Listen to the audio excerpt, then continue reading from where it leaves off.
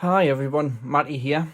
In this video we're building a differentiator amplifier using a LM358 chip. This circuit is interesting because instead of following the input voltage, it reacts to how fast the input changes. So today we'll wire it up on the breadboard and see exactly how it behaves with a square wave input. This video is purely practical, wiring and real measurements only. If you wish to see the theory, that's covered in the blog post with the link in the description. So let's get building. For this build, we need the LM358 chip, a 1 microfarad capacitor, a 10 kilo ohm resistor, the breadboard, and some jumper wires. First, let's connect the power. So that's the positive rail to pin 8. And the negative rail to pin 4. Next, the capacitor between pin number 2 and just the space after pin number 1. This is our input. I'm going to use one of the jumper cables as a place to put our input in.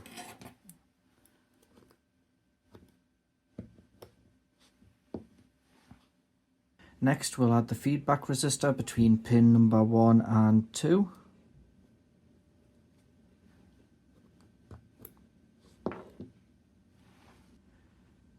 On pin number 3, we'll tie that directly to ground, or negative. Next we need to measure the output. So we'll apply a wire to pin number 1. And we need to ground our measurements on our oscilloscope and ground our input of our function generator. And that is our completed circuit. Next, let's connect our function generator.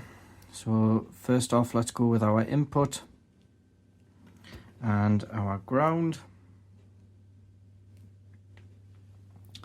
Then we'll connect the channel 1 of the oscilloscope to the input and to ground, and channel 2 of the oscilloscope to the output and also to ground.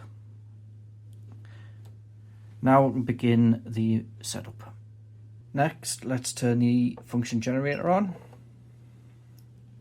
We'll set this to a square wave, which it already is, and we'll set the frequency to 1 kilohertz, which it is shown up there.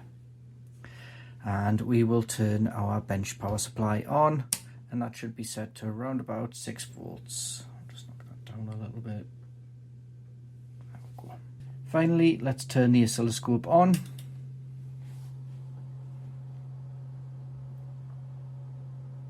Just takes a second to boot.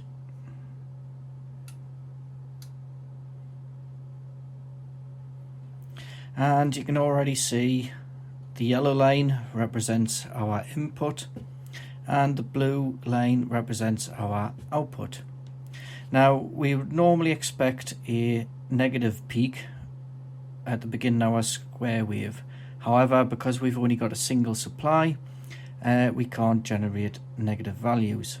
So we only get the peak on the tailing edge of the square wave as expected. So this is showing that our differential amplifier is working. So this is a very simple circuit to make, but it has very interesting behaviour. If you want the full explanation and deeper theory, again, check out my blog post within the description link. And I hope you've enjoyed this video. Thanks again for watching, and I'll see you again in future ones.